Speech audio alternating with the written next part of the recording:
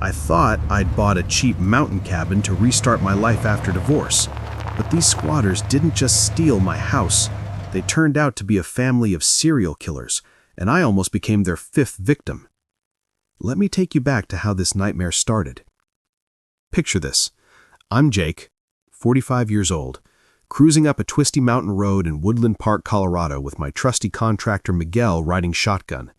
The air's crisp with pine. Windows down, I'm breathing deep, finally feeling like my life's turning around. I just dropped $12,000 at a county tax auction on this beat-up 2-acre cabin, my ticket at a rock bottom.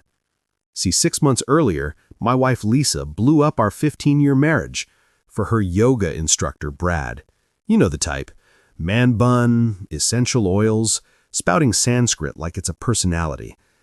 Colorado's no-fault divorce laws didn't care about her affair. She took half of everything. My nice suburban house? Gone. My tools, my truck, my savings, split 50-50 to fund her spiritual awakening with a guy who couldn't change a flat tire if his chakra depended on it. Suddenly, I'm broke, living in a smoky studio apartment that reeks of the last tenant's chain-smoking habit, staring at the ceiling every night, wondering how I lost it all. Then I saw the auction listing. Rotting deck, broken windows, weeds taller than mailboxes. Starting bid, $8,000. Perfect for a guy like me who knows how to swing a hammer. I was the only bidder. 12 grand later, it's mine. The place belonged to Harold Brennan, a lonely old guy who'd lived there 30 years alone. Died intestate, no will, no family. The county couldn't find relatives after 2 years of trying, so they auctioned it off clean. I did everything right. Title search, insurance, survey maps. Clear title. No liens. Legit. My plan? Spend a year fixing it up, flip it for $60,000 profit, enough to rebuild my life. We round the final curve, and I slam on the brakes. Cars in my driveway, fresh paint on my cabin, kids' bikes spattered across my yard like some happy family lives here. Heart pounding, I walk up. Before I can knock, the door flies open. This bleach-blonde woman in tight yoga pants stands there, coffee mug in hand, eyeing me like I'm selling vacuum cleaners. "Can I help you?" That fake, sweet Karen voice. I hold up my deed. "Ma'am, this is my property." She glances at it, then laughs, right in my face. "Oh, sweetie," she purrs. "We've been living here over a year. Adverse possession laws. Look it up." The smell hits me then. Bacon and eggs. Cooking in my kitchen. "Good luck with that eviction," she smirks. Then slams the door. I'm standing there, deed shaking in my hand, locked out of the house I legally own. What the hell just happened? But that was just the beginning, because this family had already killed for this cabin, and they were ready to kill again to keep it. She'd already turned my cabin into her personal cash machine, and the sheriff she hugged like family, he was about to threaten me with arrest on my own land. Let's rewind to the mastermind behind this takeover. Meet Brenda Hutchkins, 52, bleach blonde, always in designer yoga gear that costs more than your rent. She didn't just squat, she hunted. Her specialty? Foreclosed mountain homes bought by freshly divorced guys like me. She'd pulled this exact con in 3 other Colorado counties. Living with her? Tyler, 25, unemployed, pro at drugs and demolition. Madison, 17, trained to cry on cue for sympathy points. For 8 months, while I was signing divorce papers, Brenda ran an illegal Airbnb. Mountain Getaway Retreat. $150 a night. Booked solid. Over $6,000 in my house, paid by strangers sleeping in my beds. She even filed a homestead exemption, claimed my cabin as her primary home to dodge taxes. Why stop at squatting when you can scam the county too? But 3 days before I showed up, Brenda got cocky. A building inspector knocked, asking about unpermitted upgrades. Instead of hiding, she filed a complaint. Said she was a long-time resident being harassed by corporate predators. She declared war on a guy who didn't even know her name yet. That drive up should have been healing. Winding roads, ponderosa pines, that sharp, clean pine needle smell. Miguel's flipping through lumber lists, grumbling about prices. "Boss, you sure about this place? County auctions are usually disasters." "That's why it's mine," I grin, sucking in the mountain air. Famous last words. We round the final bend, and there it is. Cars in my driveway, fresh paint, kids' toys everywhere, like a family's been living here for months. Because they had. I'm standing there, deed in hand, staring at the door that just slammed in my face. Miguel's eyes are wide. "Boss, what the hell just happened?" "I don't know," I mutter, heart racing, "but we're about to find out." I knock again, harder. The door cracks open. Now there's a guy behind Brenda. Tall, skinny, mid-20s, scraggly beard screaming, "Unemployed philosopher." "Ma'am," I say, voice tight, "I need proof you belong here." Brenda flashes that fake smile. "Oh, honey, I don't need to prove anything. We're the residents. You're trespassing." Then she drops the bomb. "Tyler, call the sheriff. This man's harassing us." The kid smirks, phone already to his ear. "Already dialing, Mom." Panic floods my mouth, metallic, sour. 20 minutes later, a cruiser rolls up. My stomach drops when I see Deputy Rick Morrison step out and walk straight to Brenda.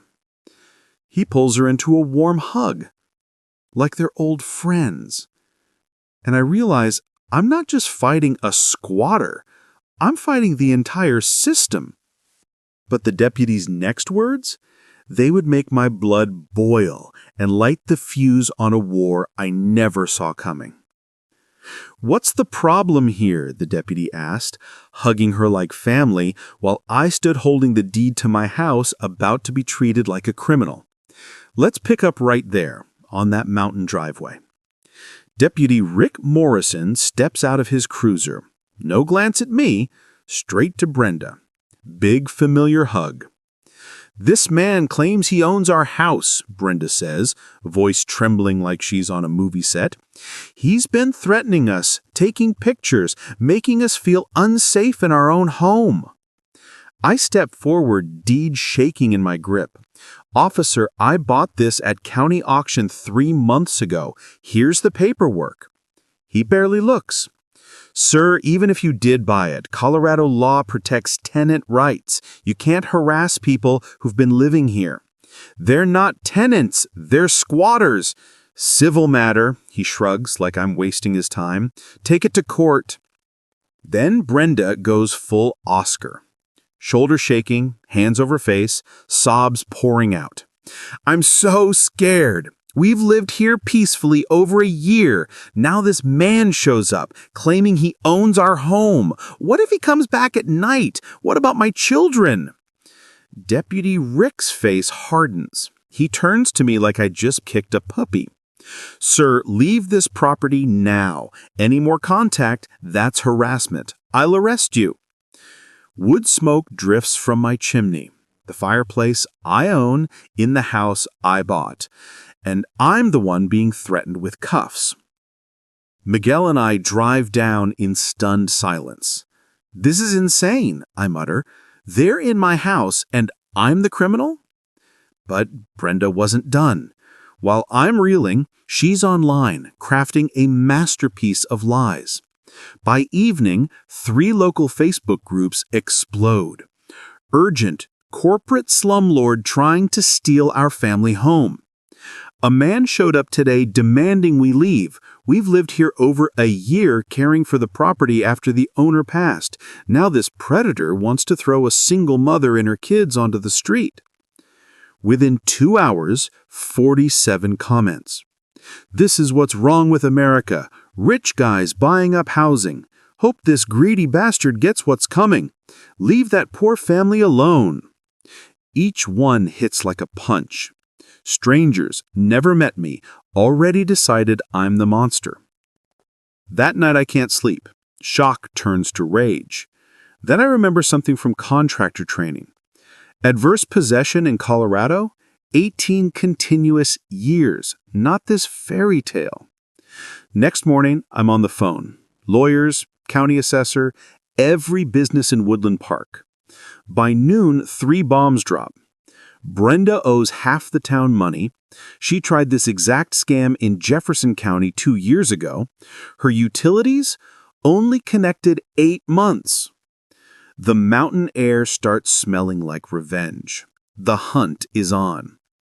But 3 days later, Brenda didn't just fight back, she unleashed hell. And the first strike came straight from my reputation. How far would a con artist go to bury me when the local news just crowned her Victim of the Year? I'm sipping burnt coffee in my cramped studio when my phone detonates. Ping, ping, ping. Unknown numbers.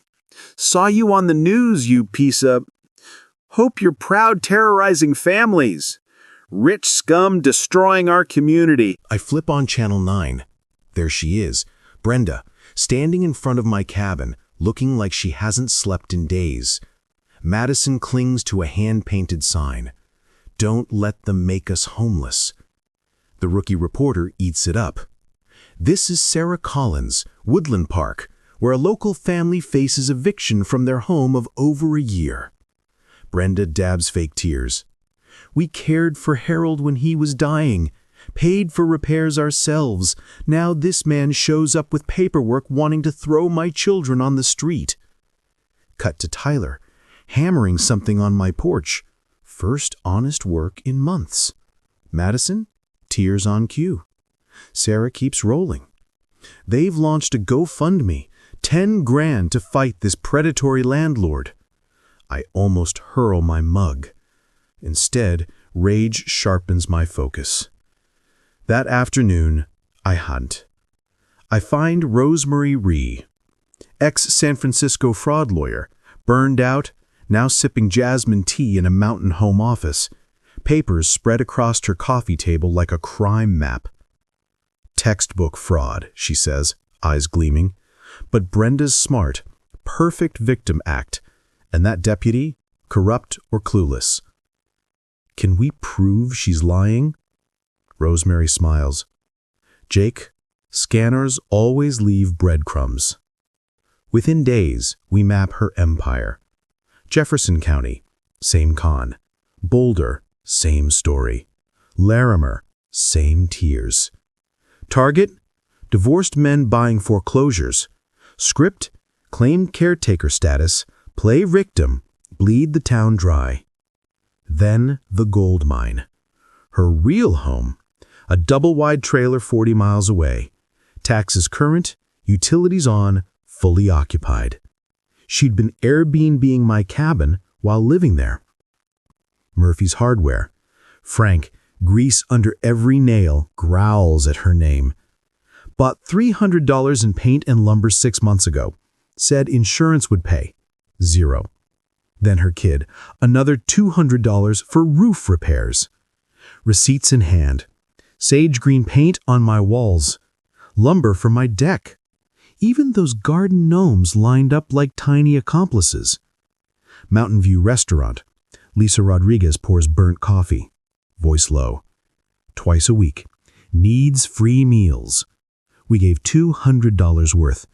Same day, cousin saw her buying ribeyes with food stamps. Confronted her, she screamed discrimination. Dots connect. Brenda didn't just squat. She scammed the entire town. Businesses, neighbors, anyone with a heart and a wallet. But here's where she slipped. Fatal error. GoFundMe cash, charity meals, Airbnb income. None of it reported to the IRS. That evening, my phone rings. My bank.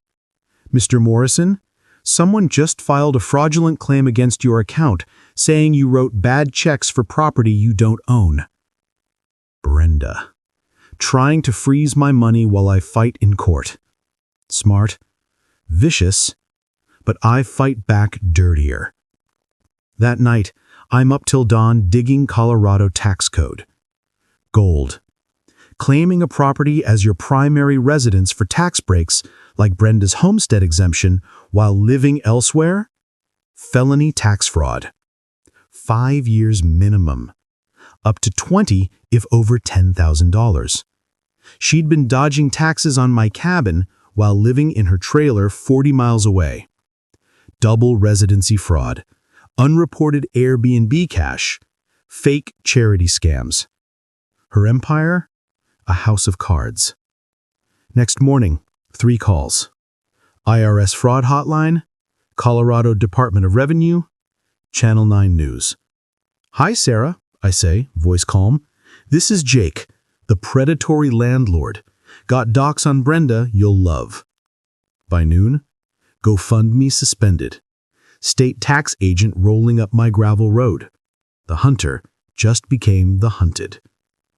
2 weeks later, I'm reviewing bids when Miguel calls, voice shaking with rage.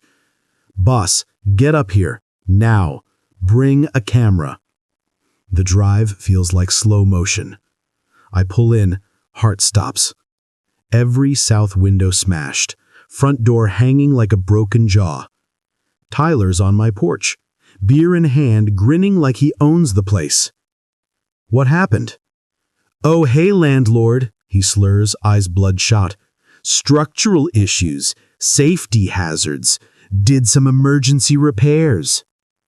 Mountain air reeks of weed and shattered glass. Inside, apocalypse. Holes punched in every wall. Kitchen sink ripped out, water flooding the hardwood like poison. Tyler took a sledgehammer to my dreams. "Mom's documenting," he says, following me in. "Gonna show how you let this dump rot. Real slumlord vibes." Hidden cameras in corners, set to frame me. Then Brenda steps out, designer activewear spotless in the wreckage. "Jake, perfect timing," she smiles, phone filming. "We're documenting the dangerous neglect you've ignored. Had to make emergency repairs to protect my children." The audacity steals my breath. She's recording her son's destruction and blaming me. But I smile back. "Brenda, familiar with Colorado Statute 184501? Her smirk flickers. "What?" "Criminal mischief first degree. Damage over $2,000. Felony." I pull out my phone. My hidden cams? 2 weeks of HD footage. Every swing, every shatter, every pipe Tyler ripped out. Her face drains white. But buried under the rubble was a secret that would turn this fraud into murder. The sledgehammer that wrecked my cabin also cracked open a hidden wall, and the papers inside proved Brenda didn't just steal Harold's house. She stole his life. I hit play on my phone. Tyler. Meth-glazed eyes, sledgehammer swinging like a wrecking ball. 12 hours, time-stamped. Every punch, every shatter, every pipe he ripped out. Brenda's face drains under the makeup. 15 grand in damage, I say. And here's the beauty. You filmed yourselves doing it. My phone buzzes. "Drop the case or this gets worse. We know where you live." Screenshot. Call Rosemary. But cataloging the carnage, Tyler's rampage exposed something else. A hidden cavity in the bedroom wall. Inside, plastic-wrapped bundles. Dozens. Medical records, insurance forms, bank changes, all Harold Brennan. That evening, I spread them on my kitchen table. The horror clicks. Harold wasn't abandoned. He was isolated, drained. Power of attorney, signatures wrong. Social Security rerouted to her accounts. Meds changed, confusion rising, dependency total. Then the bomb. $40,000 life insurance, Brenda listed as beneficiary. Signature? Nothing like Harold's earlier shaky scrawl. Midnight call to Rosemary. Jake, this isn't squatting. This is elder abuse. Maybe murder. Murder. Harold was healthy until Brenda cared for him. Rapid decline, suspicious meds, sudden death. Insurance paid out because they never knew she lived there, controlled everything. My blood turns to ice. This isn't about property anymore. She didn't just steal my house. She killed for it. Next morning, my truck. Predator, spray-painted neon orange. Chemical stink burning my nose. Note under wiper, final warning. But fear flips to fire. She's desperate. She knows I'm close. I call the FBI Denver field office. Special Agent Martinez, I need to report elder abuse, insurance fraud, and possible homicide. 3 hours later, she's in my studio, black coffee mixing with paint fumes. Mr. Morrison, this started as a property fight. Now it's a federal murder case. Poisoned or neglected, Brenda collected while living in his house. Life sentences. What's next? We build an airtight case. Every threat, every lie, every shred she destroys just makes us stronger. No more contact. We take it from here. She leaves with Harold's docs. I'm not fighting for my cabin anymore. I'm fighting for a dead man who trusted the wrong monster. Mountain air tastes like vengeance. 2 a.m., 3 days later. Phone rings. Jake, it's Martinez. Meet me now. Bring everything on Brenda. Urgency in her voice freezes my veins. We meet at a fluorescent-lit truck stop outside Colorado Springs. And the folder she slid across the table? It proved Harold wasn't her first kill. He was number 4. The manila folder slid across the greasy table, and the photos inside turned my blood to ice. Harold alive and smiling, then a hollow-eyed ghost weeks before Brenda cared him to death. Diesel fumes and burnt coffee hang thick in the truck stop air. Agent Martinez pushes the folder my way. Harold wasn't just murdered, Jake. He was victim 4. First photo, Harold 18 months ago. Healthy, grinning, fishing rod in hand outside my cabin. Second photo, weeks before death. Skeletal, eyes sunken, barely human. Serial killer, the words echo in the fluorescent buzz. Financial predator, Martinez says, voice heavy. Pattern, isolated elderly men. Assets, no family. She didn't stumble onto my property. She killed Harold to take it. Timeline chills me. Met at Senior Center Grief Group, posing as a widow. Befriended, became indispensable. Isolated him, changed phone, stole mail, convinced him family was robbing him. Medical records, systematic decline, weight loss, confusion, weakness. Doctor flagged med concerns. Brenda always had explanations. Slow poison? I choke. Likely arsenic. Easy. Undetectable. Mimics old age. Blood boils when she hits the insurance. $40,000 policy. Cohabitation clause. Void if beneficiary lives with victim. She collected anyway. Forged docs. Used Harold's address. Mail fraud. Lived off his murder while Airbnb-ing my cabin. Then the bombshell. Jake, meet Fletcher Brennan, Harold's nephew, Florida, hunting Brenda 2 years. Fletcher hired PIs, tracked finances, got senior center footage, Brenda targeting lonely old men. 3 other deaths, different states, same script. Enter life, sudden decline, mysterious death, insurance payout. Hundreds of thousands. Fluorescent lights flicker as it hits. I'm not fighting a squatter. I'm the accidental witness in a serial killer's web. She's killed 4 we know of, Martinez whispers. Your auction buy? threatened her whole operation. Metal taste floods my mouth. Adrenaline spikes. What now? Martinez leans in, eyes steel. We've got her cornered. Every threat, every lie, every shred she burns, premeditated murder evidence. And the plan she laid out next would use Brenda's own arrogance to put her on death row. She doesn't know it yet, but Brenda just graduated from squatter to death row. Semi-truck roars outside, but all I hear? Justice grinding into gear. The game flipped. I hold the cards now. Next morning. My tiny studio? FBI war room. Martinez storms in with Fletcher Brennan, Harold's nephew, thin, 50s, eyes hollow from 2 years of rage. Handshake like a vice. She killed my uncle. She's paying. Black coffee and fury fill the air. Evidence boxes stack like a fortress. Financials, meds, surveillance, phone logs. Fletcher built this case like a man possessed. Harold was my only family, he says, voice cracking. Sunday calls, 30 years straight. Then, silence. Martinez nays the master plan like a battlefield map. Let her think she's winning.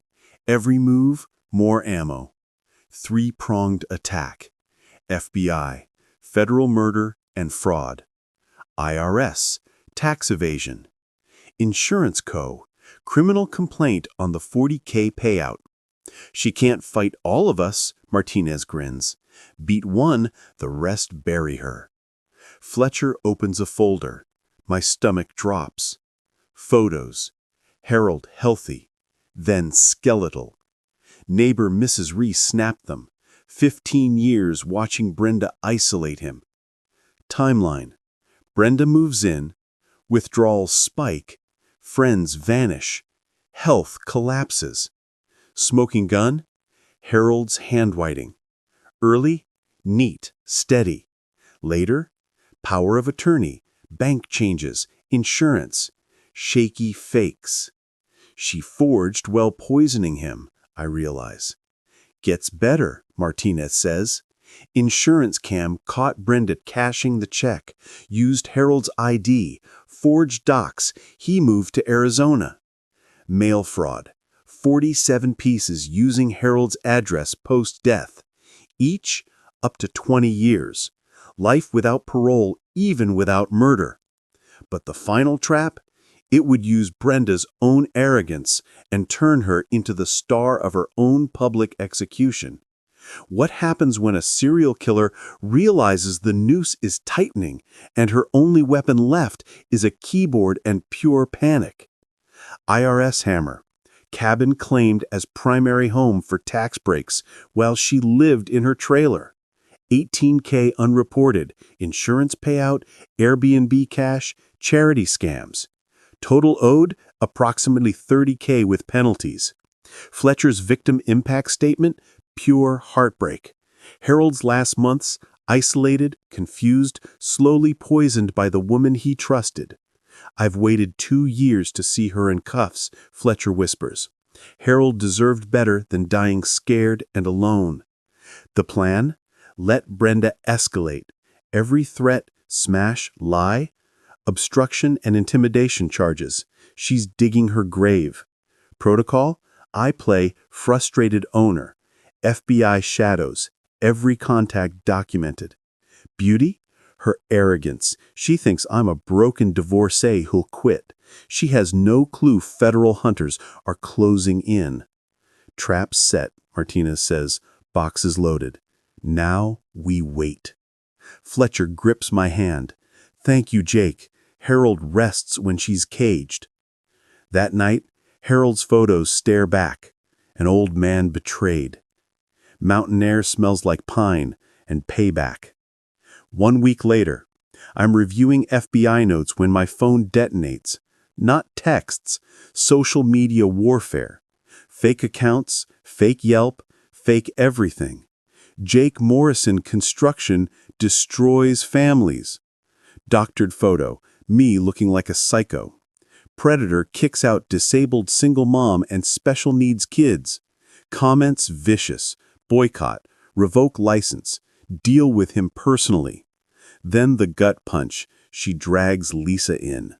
Comments on her Insta. He beat me. Left us homeless. Lisa calls. First time since the divorce. Voice shaking.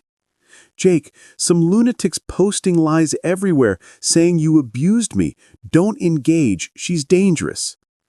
Desperation reeks from Brenda's digital meltdown. Martinez warned me, cornered animals lash hardest. But Brenda's next strike wasn't online. It was physical, and it walked right up to my truck with a cigarette and a death wish. He leaned on my truck like he owned the street, but the deal he offered was about to bury them in federal prison. Morning air stinks of cheap smoke and bad decisions. Tyler, scruffy county jail swagger, flicks ash on my windshield. Jake Wright, Mom's got a deal. Split Harold's insurance, 20 grand each. Drop the eviction. Walk happy. I almost laugh. What insurance?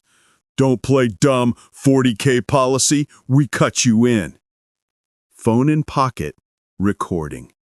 Extortion, conspiracy, accessory to murder, gift wrapped. Tyler, not interested in blood money. His eyes darken.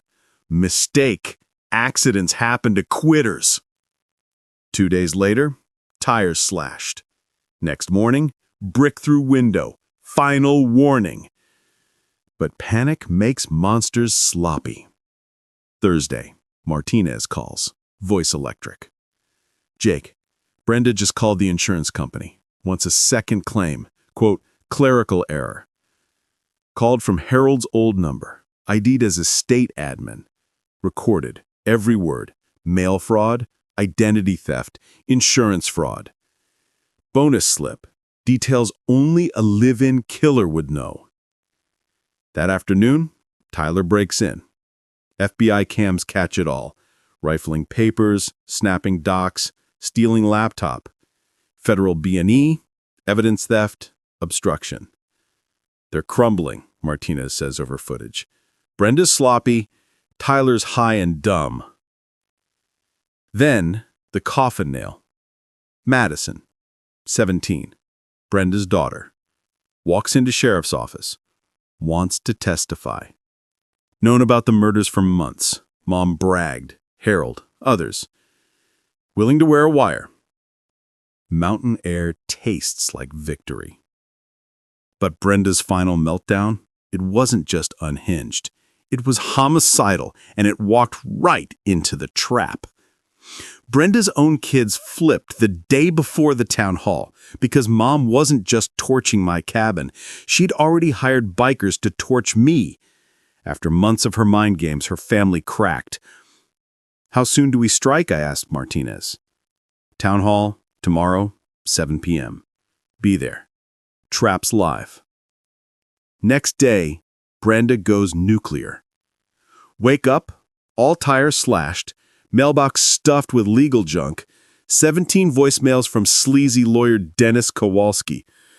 Bus bench ads, cheap cologne stink on the pages. Restraining order, I've been stalking a disabled single mom. Fake docs, PTSD, anxiety, heart issues, all from my harassment. Martinez laughs when I forward it. Quack notes, more fraud charges. Afternoon, Tyler and Madison show up. No thug vibe. Scared. Jake? Mom's lost it, Tyler mutters, eyes darting. Talking arson. Burn the cabin. Blame you for insurance. Madison shaking. Planning days. Thinks destruction ends the case. Fear sweat sour in the air. More, Tyler swallows. Jefferson County bikers. Paid favors. Wants them to, make sure you miss town hall. Ice in my veins. Murder for hire. I dial Martinez. Tactical team rolls in minutes. Intercepted calls. Iron Wolves MC.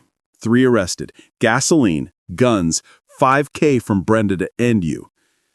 Madison sobs. She said Harold was just the start. She'd kill to protect us. Puzzle complete. Tyler shows phone. Screenshots.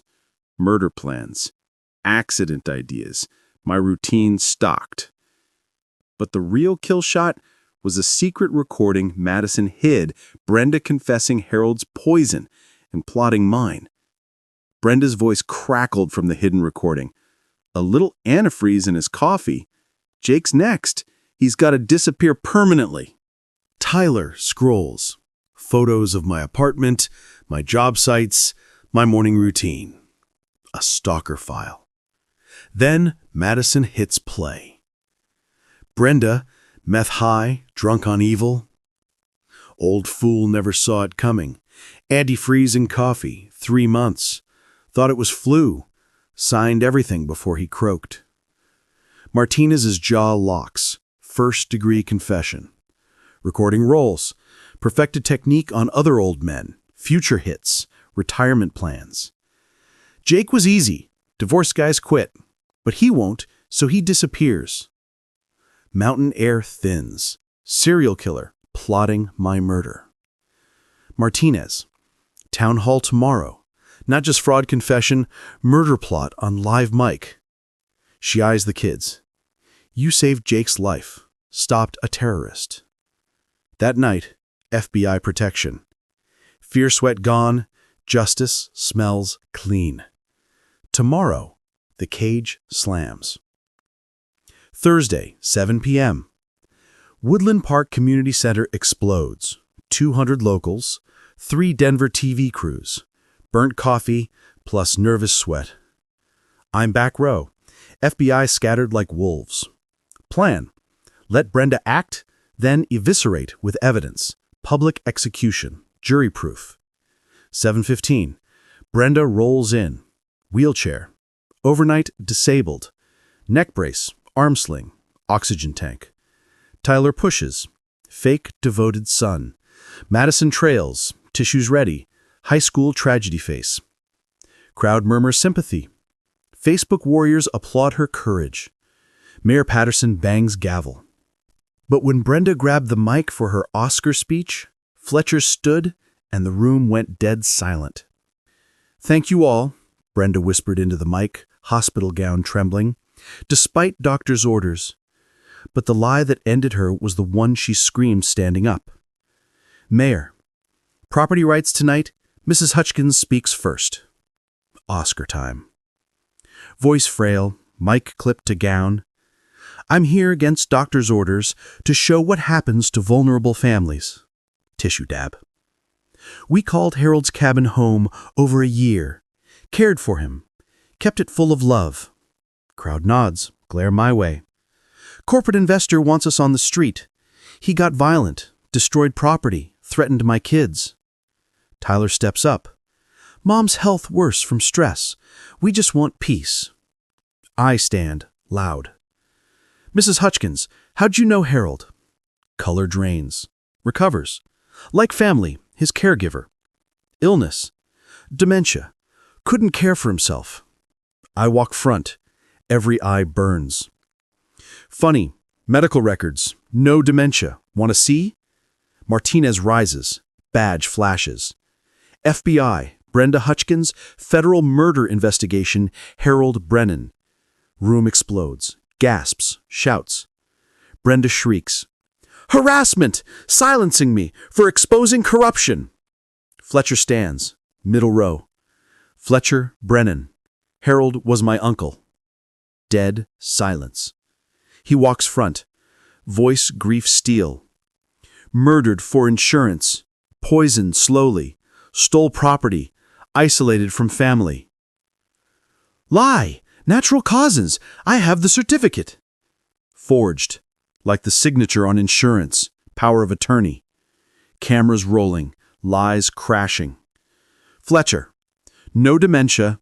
Healthy till you poisoned. Photos. Bank theft. Your confession. Brenda snaps. Jumps from wheelchair. Perfect health. He deserved it. Stupid old man wasting money. I put him out of misery. Better use. Cuffs clicked, and the crowd erupted in applause as the monster finally fell. What does justice taste like after you cage a serial killer and the whole town shows up to rebuild your life with hammers and casseroles? Cuffs click. Brenda realizes. Live TV confession. Martinez, arrest. Harold's murder. Conspiracy on Jake. The crowd explodes in applause. 6 months later, sunrise gilds the peaks. Coffee, victory sweet. Air clean. Sentencing. Judge Hawkins stares Brenda down. Life, no parole, 4 murders, plus 40 years fraud. You die in prison. More mercy than you gave. Brenda's last act, mental illness sob story. Jury, 12 minutes. Guilty all. Tyler, 8 years. Out in 4, off meth. Madison, tearful testimony, now thriving in Texas with family. Real win? Community. Weekend after conviction, 60 neighbors, tools, lumber, casseroles. Sawdust plus barbecue plus kindness. Frank, free lumber. Lisa, 4-day meals. Deputy Rick, red-faced, sweating beside me on windows. Should have costed you. She puppeteered me. Miguel and I launch Mountain Honest Contracting. Fraud victims rebuild homes and lives. Rosemary, late-night cases to sunrise coffee. Jasmine tea to shared porch. You're famous, she grins. Laptop open. Netflix wants it. Viral blueprint. Spot scams, fight back. FBI trains nationwide. Harold Brennan Fund to Mountain Elder Protection. Sheriff training. Buddy systems. Bank flags. Hospital screens. Harold's death. Shield for thousands. Fletcher. New cabin nearby. Uncle rests. Monster stopped. Lives saved. Property? $12K to $100K. True value? Monthly BBQs, winter stories, summer camps for broke families. But the final redemption, a call from Texas, Madison's voice strong. You saved us all. One phone call from Texas turned Brenda's poison into hope and proved the monster's own daughter would help cage the next one. Harold's cabin? Healing hub. BBQs, campfires, kids laughing where fear once lived. Last month, phone rings. Jake, Madison's voice, strong, clear. Thank you for never quitting. Mom expected you to walk. You saved lives. She's studying criminal justice to shield trauma victims. Brenda's venom? It didn't win. The sun climbs the peaks. I remember yoga pants Karen slamming my door. Justice, not sweet, clean, like mountain air after a storm. Cabin solid, full of love, not lies. Guarded by neighbors, not predators. Every sunrise screams, good people united to crush evil. Your turn. Drop your scam or HOA nightmare below. Subscribe, bell on. Monsters like Brenda lurk, but together we stop them. Share with anyone eyeing foreclosures or squatters, because the next fight starts with your story.